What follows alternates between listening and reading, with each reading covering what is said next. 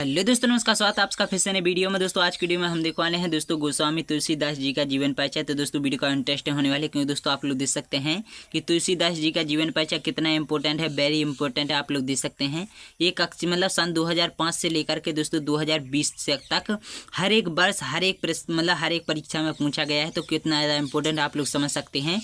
तो चलिए दोस्तों हम लोग देख लेते हैं तुलसीदास जी का जीवन परिचय। तो दोस्तों लोकनायक गोस्वामी तुलसीदास भारत के ही नहीं अपितु संपूर्ण मानवता तथा संसार के कवि हैं। इनके जन्म से संबंधित प्रमाणिक सामग्री अभी तक प्राप्त नहीं हो सकी है और इनका जन्म 1532 ईस्वी यानी दोस्तों भाद्रपद शुक्ल पक्ष एकादशी संवत 1589 विकासखंड स्वीकार किया गया है। दोस्तों तुलसीदास जी के जन्म और जन्म स्थान को लेकर सभी विद्वानों में मतभेद है और इनके जन्म के संबंध में एक दोहा प्रचलित है।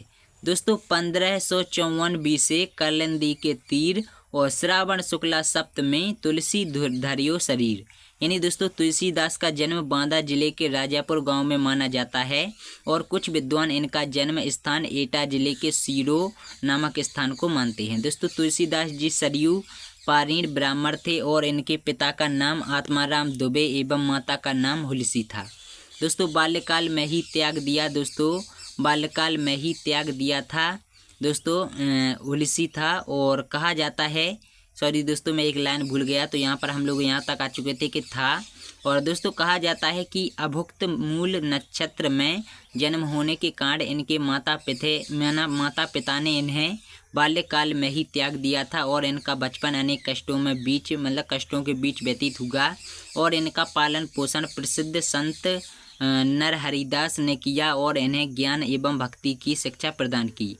दोस्तों इन्हीं की कृपा से तुलसीदास जी वेदांग दर्शन इतिहास पुराण आदि में निपुण हो गए और इन्हें अनेक शास्त्रों के अध्ययन अनुशीलन दोस्तों का अवसर प्राप्त हुआ।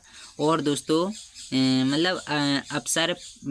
दोस्तों यहाँ पर हम लोग कहे थे कि अवसर प्राप्त हुआ और इनका विवाह पंडित दीनबंधु पाठक की पुत्री रत्नावती से हुआ था और इन्हें अपनी पति से अत्यधिक प्रेम था और उनके सौंदर्य रूप के प्रति वे अत्यंत आसक्त थे। और एक बार इनकी पत्नी बिना बताए मायके चली गई थी। तब ये अर्धरात्रि में भी आंधी तूफान का सामना करते हुए उनके पीछे पीछे ससुराल जा पहुँचे और इस पर इनकी पत्नी ने उनकी दोस्तों भत्सना करते हुए कहा, लाज ना आई आपको दौरे आए हूँ साथ।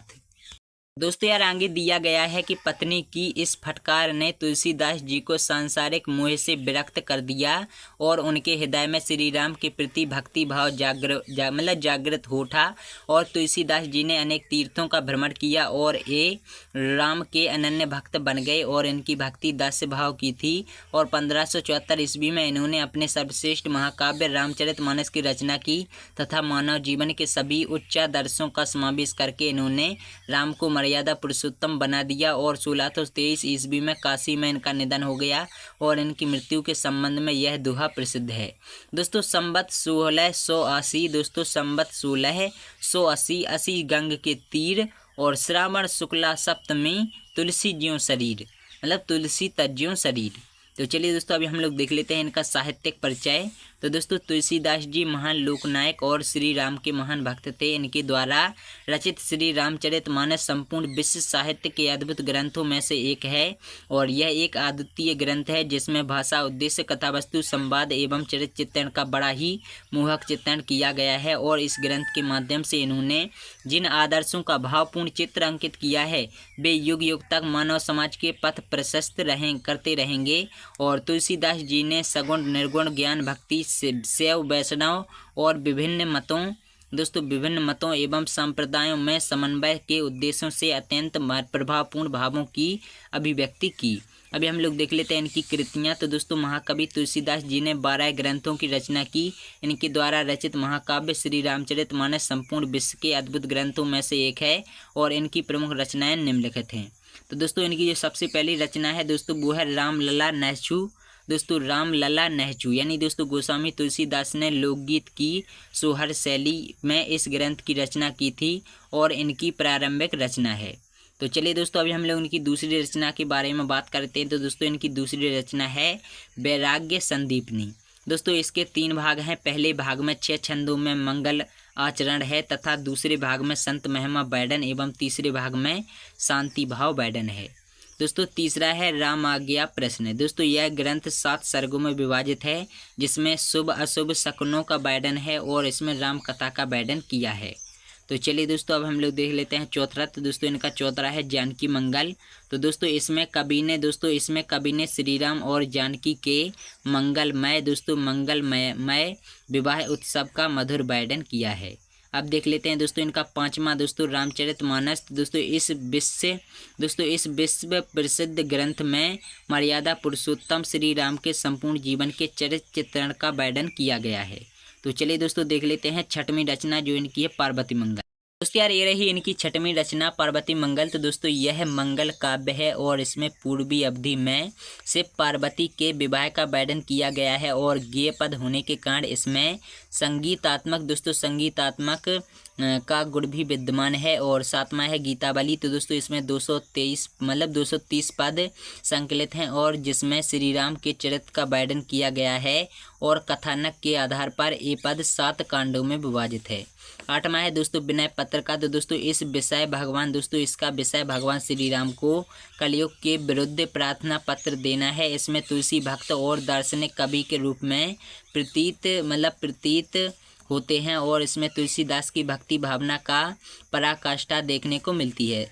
अब देख लेते हैं इनका नौवां। तो दोस्तों नौवां है श्री कृष्ण गीतावली। यानी दोस्तों इसमें 61 पदों में कवि ने ब्रज भाषा में श्री कृष्ण के मनोहरी रूप का बैडन किया है। 10वां है दोस्तों बरबे रामायण। यानी दोस्तों यह तुलसीदास की स्फुट रचना है और जिसमें श्री राम कथा संक्षेप में बैडित है और बरबे छंदों में बैडित इस लघु काव्य में अवधी भाषा का प्रयोग किया गया है। 11वां है दोस्तों दोहाबली। तो दोस्तों इस संग्रह ग्रंथ में कवि की सूक्ति शैली के दर्शन होते हैं और इसमें दोहा शैली में नीति रक्ति और राम महिमा का बैडन है। दोस्तों अब 12वां और आखिरी है कवितावली। तो दोस्तों इस कृति ने यानी दोस्तों इस रचना में कवित्व और सवैया शैली में राम कथा का बैडन किया गया है और यह ब्रज भाषा में रचित श्रेष्ठ मुक्तक काव्य है। अभी हम लोग बात कर लेते हैं इनकी भाषा शैली के बारे में। तो दोस्तों तुलसीदास ने अवधी तथा ब्रज दोनों भाषाओं में अपनी काव्यगत रचनाएं लिखी थीं और श्री रामचरितमानस अवधी भाषा में है, जबकि कवितावली गीतावली विनय पत्रिका आदि रचनाओं में ब्रज भाषा का प्रयोग किया गया है। दोस्तों रामचरितमानस में प्रबंध शैली, विनय पत्रिका में मुक्तक शैली और दोहावली में साखी शैली का प्रयोग किया गया है और भाव पक्ष तथा कला पक्ष दोनों ही दृष्टियों से तुलसीदास का काव्य अद्वितीय है।